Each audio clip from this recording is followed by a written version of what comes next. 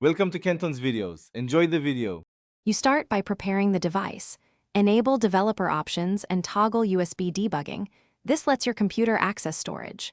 Once done, plug a reliable USB cable into a direct port. Make sure the phone is unlocked.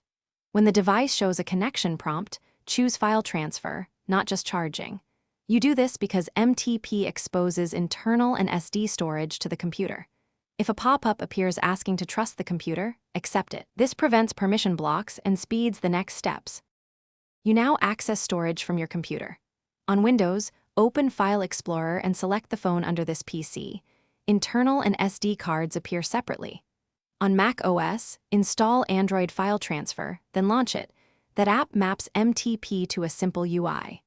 On Linux, use your file manager or, for power users, run a DB devices to confirm the connection and a DB shell to list files. These methods work because MTP or ADB sessions expose directories.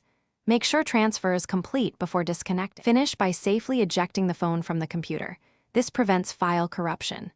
If the phone doesn't show up, toggle the USB connection mode to file transfer, try a different cable or USB port, and restart both devices. Most issues clear this way.